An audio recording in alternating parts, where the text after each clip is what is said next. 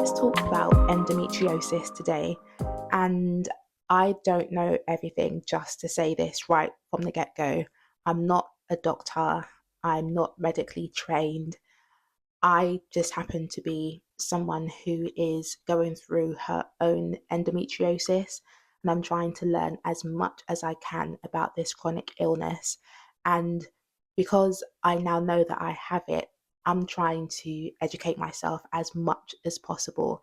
And I've always been interested in healthy living and wellness, but I'm even more so interested in all of this stuff now because I'm realizing just how important it is for us to really look after our health and to understand our bodies and to learn about ways that we can fight illnesses, fight diseases, and alleviate symptoms when we are actually ill. So I'm diving into this world of holistic living, although again, it's always been an interest of mine. But yeah, I will be making a ton more videos about trying to just embrace a healthy lifestyle and overall wellness. So let me share my journey with you. My health has taken a bit of a turn in the last few months. I have just come to understand that there are so many things that are wrong with me at the moment, and it's definitely taken a lot. It's required a lot of me to take this all in, essentially, and to come to terms with the fact that my body isn't as healthy as I previously thought it was. We don't realize just how important our health is until it's taken away from us or until we get a negative diagnosis. I have been told that I have endometriosis. Endometriosis is a chronic inflammatory condition. It's essentially where tissues that are similar to those in the lining of your womb or your uterus, those tissues end up growing outside of the uterus. So those tissues are not supposed to be growing, but they do due to various reasons. The cause of endometriosis actually isn't known. There isn't much like study and funding that is put into understanding endometriosis. So the cause of endo isn't known, at least at the time of filming. But yeah, those tissues, they grow outside of the uterus. They end up receiving signals from the brain to shed during your time of the month. But because they're not inside of your uterus, there is nowhere for those tissues to go when they receive those signals to shed. So they end up causing you a lot of pain, a lot of inflammation as well, and a lot of the symptoms that we know as endometriosis symptoms. So endometriosis is a full body condition. It's not just focused around your reproductive area. These lesions, these tissues, they can grow and they are found in any and all parts of the body, any of your organs. It's a chronic condition and it is recognized as a disability. I've had painful, heavy periods for quite a long time, and I just was masking them by using birth control. I decided to get back on the birth control pill because when I tried to get off it, my periods were absolutely horrendous. They were so painful. There were days in the month where I just literally couldn't leave the house because I would be in so much pain. I remember even just being like curled up on my kitchen floor in pain, unable to move some mornings because the pain was just so intense.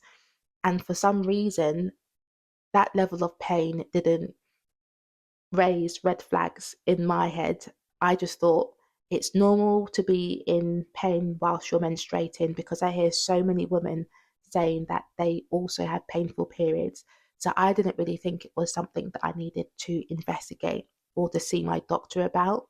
And I wish I had investigated it sooner because now knowing that I have endometriosis, maybe my endo may not have reached this stage if I did something about it sooner and if I had gone to see a doctor sooner. But I can't turn back the hands of time. It's done. So I'm just now trying to do the best that I can now. with the knowledge that I can now. I'm really trying to educate myself about endometriosis and what it is and how to alleviate the symptoms naturally and holistically, because these are things that your doctor won't mention or tell you about when they start supporting you with your endo journey. So I'm really just trying to learn everything that I can myself so that I can really support myself and advocate for myself properly. And I think this is so important for all of us to do, regardless of what illness we have, whether it's endo or fibroids or PCOS or some other type of chronic illness, chronic condition. So I came to know that I have endo in December of 2023. So I was diagnosed as a result of various imaging kind of like processes. I had two ultrasounds, one which was external and one which was transvaginal. And then I also had a pelvic MRI scan, and it was the MRI scan that confirmed that I have endometriosis. Mine was able to be detected by those imaging techniques because I've got stage 4 endometriosis, which is the most severe stage. Endo isn't always detectable via imaging techniques. Sometimes the lesions just aren't visible, or they may be behind certain organs. But yeah, mine was detectable by the imaging techniques that they used. From what I've read, imaging techniques like MRIs and ultrasounds, if you've got the less severe stages, it's unlikely or less likely for those imaging techniques to pick up your endo. But if you've got stage 4, those imaging techniques are able to potentially pick it up. So mine was detectable by my ultrasounds and by the MRI. I have many cysts, many endometriomas on my left ovary, and on my right ovary, I've got another type of ovarian cyst, which is called a dermoid cyst. Dermoid cysts are basically cysts that are filled with things like teeth, hair, and other like weird cells, basically. They're called monster cysts because they're quite, yeah, freakish. But yeah, I've got a 6 centimeter dermoid cyst on one of my ovaries, and then I have many small volume cysts, which are the endometriomas on my other ovary. And actually, I was initially told that I have PCOS. So after the first ultrasound that I had, the gynecologist said that I have PCOS. So I was, first of all, researching about PCOS and trying to understand that. And then a few weeks later, it was confirmed that actually I have endometriosis. So it's been a bit of a whirlwind just trying to fully understand what my body's going through and what exactly is wrong, because I have been feeling and experiencing symptoms for quite a long time. Not as long as some of the stories that I've heard. Some ladies, their symptoms start when they're a teenager. My periods were absolutely fine when I was in secondary school, when I was young. Um, but I think my endo probably started to formulate, I suspect, in my 20s. But because I was on the birth control pill, I didn't have any symptoms. So I wasn't aware that something was happening in my body and that something wasn't quite right.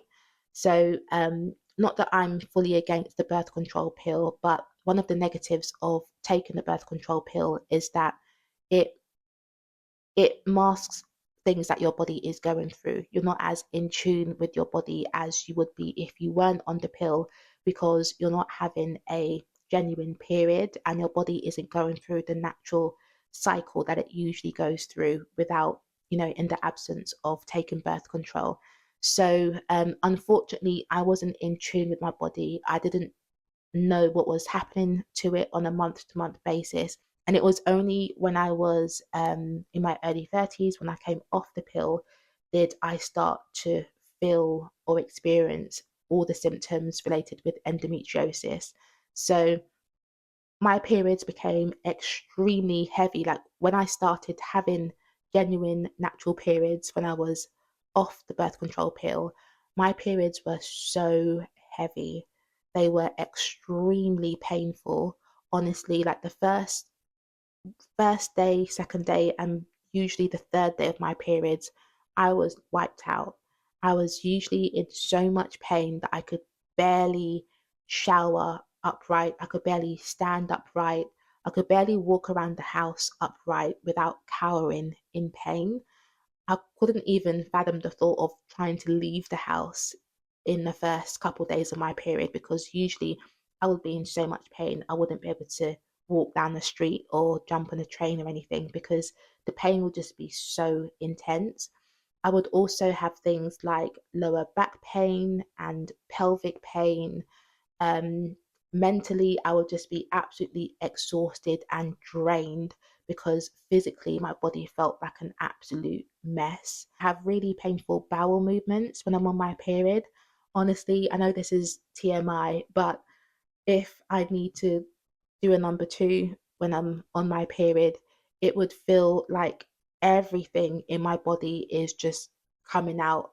Like my body feels like it wants to expel things, but at the same time, I'm clenching and I'm trying to, not let the things come out, because when it does come out, it's just so painful.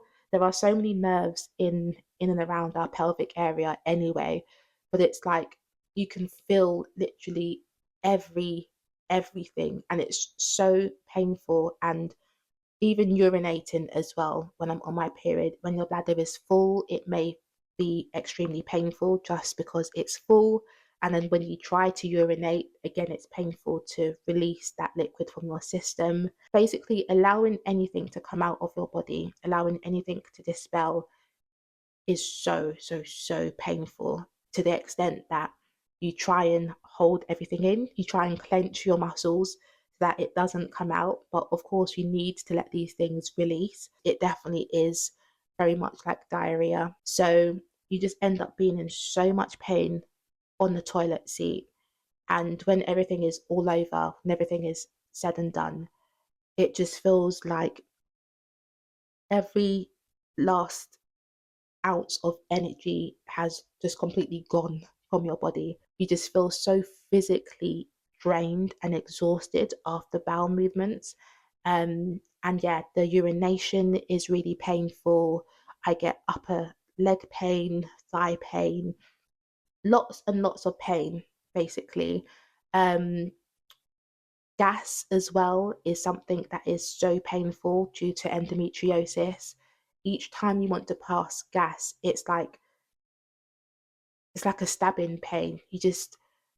A lot of the time is just spent being clenched up because your abdomen, your stomach is in so much pain. There are so many symptoms of endo. Thank God I don't experience all of them. But other people with endo, they may have like dizziness, they may have pain during sex, vomiting, painful ovulation, shooting pain in their legs. I get that sometimes. They may have constipation, and also I sometimes have pain in my pelvic area, in my legs on days where I'm not even on my period. So you can have this pain due to endometriosis, even like on any day of the month, basically. You just feel like you're a victim to your body, like your body is just doing its own thing, like it has a mind of its own. It can cause a lot of low mood because you feel down, that your body feels so rubbish. It can cause a lot of bloating as well. So you may have what they call an endo belly, where you perpetually look like you're pregnant. It can cause infertility as well. It can cause ovarian cysts, so things that are called endometriomas, so fluid filled sacs. And yeah, the list goes on and on and on. And I feel like I even forget sometimes all of the symptoms that I have with my endo, because the list is endless. And if I could suggest anything, I would advise that you keep a symptom diary, because it is so easy to forget all the symptoms your body goes through when you have 101 symptoms. You can track like at what time of the month, what day of the month your symptoms tend to occur, so that hopefully you can try and spot patterns with your endo flare-ups, or even if it is an endometriosis that you have, it's useful for you to be able to take your symptom information to your GP, to your health practitioner, and show them that I have these symptoms on a repeated basis and they're not going away. They get worse during certain times of the month, or all of this stuff happens. It just basically like proves and validates everything that you're experiencing, because a lot of us as females, we feel like no one will listen to us, like no one will believe, our symptoms. We may feel like they may think that we're exaggerating our symptoms, or even if people do believe us, even if our GPs, our health practitioners believe us, they may not take our symptoms seriously. So being able to come to them with like tangible information, like a calendar or an app where you track your symptoms, track how it affects you, it helps with advocating for yourself and hopefully making people believe you, making people believe that the pain, the symptoms that you're experiencing are not normal and that they need to be investigated. This is something that I didn't do, that I wish I did, because again, I wasn't in tune with my body. I wasn't paying attention to the signs it was giving me. I was just like living like la di da di da, not not paying much attention to my body. So yeah, a symptom tracker, a symptom diary is definitely something that I would advise for you if you're going through endometriosis or something similar. There are symptoms that cross over between fibroids, PCOS, endometriosis, irritable bowel syndrome. So it can be difficult to actually get a diagnosis. Um, and that's why it usually takes women years, like 10 years plus, to actually get a diagnosis, because oftentimes you're underdiagnosed or you're misdiagnosed. Your symptoms are mistaken for other illnesses, other conditions, or they may just simply brush it off and say, oh, it's just down to painful periods, or you've got IBS, or this is normal. So again, it is so important that you try and keep track of all the changes to your body that you notice, so that people can hopefully take you seriously and that you've got evidence of all the things that are going on in your body. What I would say is that my journey so far has actually been quite positive, and I'm really surprised to say this. I'm actually so grateful to God that I haven't had a horrendous diagnosis journey, because oftentimes the statistics say that it usually takes women like 10 plus years to get a formal diagnosis. But for me, I went to see my doctor about this initially in August of 2023. And within a few weeks, she had referred me for an ultrasound. So I had my first ultrasound a few weeks later. I had my second, my transvaginal ultrasound, a couple weeks after that, and then my MRI was booked within a few months or so. All of that happened just within about 3-4 months of each other. So I'm aware that my experience is quite unique in terms of I mentioned something to my GP and they listened to me the first time round. I wasn't passed from person to person. I wasn't brushed off. Literally, as soon as I mentioned something, she was like, okay, let me feel your tummy and let me see if I can feel anything. Even though she wasn't able to feel anything, she still referred me to the gynecology team, and they started the process of doing their imaging techniques and then the pelvic MRI to try and confirm or spot what was wrong with me. So I'm so grateful that they all took my pain very seriously. No one invalidated my feelings or said that it's all in my head. Everyone was just on it and professional and proactive with everything. And I am honestly so grateful that I wasn't messed around, because from what I've read and from what I've heard, too many of us are messed around and we are left waiting years for a diagnosis. My gynecologist has spoken me through, or like talked me through, what surgery will look like. I'm currently on the waiting list, so I don't actually know when I will be able to have the surgery.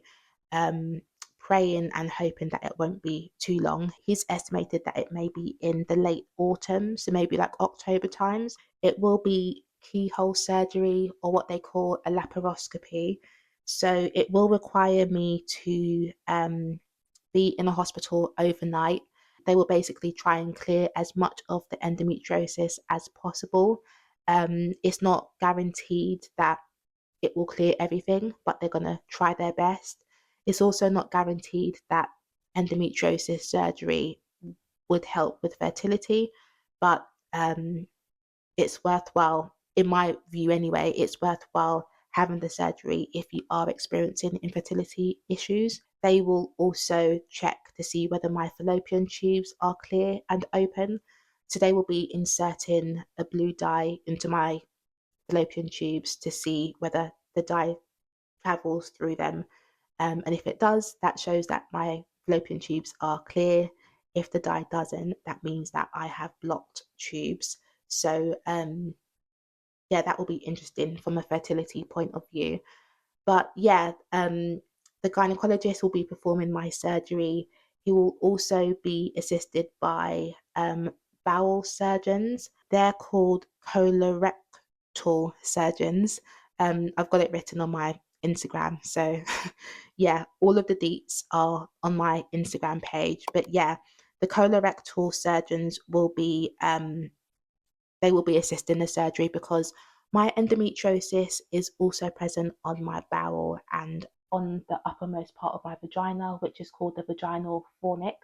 So, yeah, it has definitely spread, or it's present in multiple areas of my body. And part of my surgery will also entail them inserting bilateral ureteric stenting, which will be performed by a ureteric surgeon. So all of this is a mouthful, but yeah, they will be putting a telescope inside my bladder to do my ureteric stenting because they want to try and reduce the chances of my uterus being damaged during the laparoscopy. So I will need to go back to the hospital 4 weeks after the surgery to get those stents removed. It's going to be a process. So I'm just trying to learn as much as I can during this waiting period so that I feel as empowered as possible and so that I feel like I don't really have that much to fear about it, because the more we know and understand something, the less scary and foreign it is. I know that surgery is not a cure for endometriosis. I know that the endometriosis can grow back, and oftentimes it does, but even if it helps alleviate some of these symptoms for, let's say, 2 years, for me, that would make it worth it for me because, yeah, the symptoms that I get, they honestly wipe me out and leave me so physically and emotionally and mentally drained each month. I would welcome any type of help, even if it isn't permanent. My blood test also showed that I have hyperthyroidism. So my thyroid is currently releasing too much of the T3 hormone. I'm supposed to be on medication for that, but I'm not able to take what they prescribed me because of some contraindications. So I need to go back to the endocrinology team and get some new medication for that.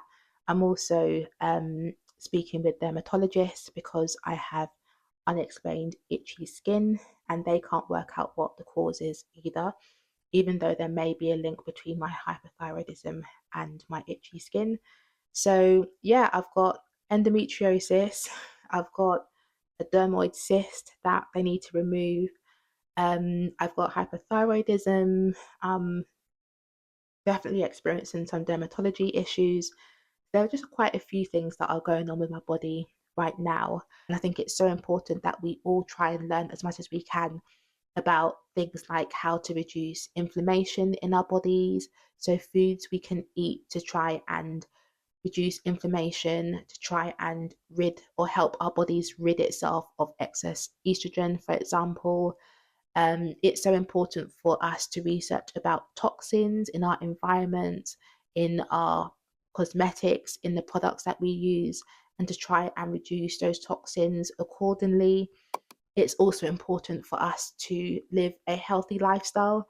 Try and be active, try and increase the circulation to our pelvic area, and overall just be interested in wellness, health and wellness from a natural, holistic point of view. That's definitely the approach that I'm taking right now. I'm eating more things like ginger, turmeric. I no longer eat cereals because they're loaded with sugar. I've also decided to stop drinking fruit juices because, again, that's just a lot of sugar and I'm trying to avoid sugar spikes.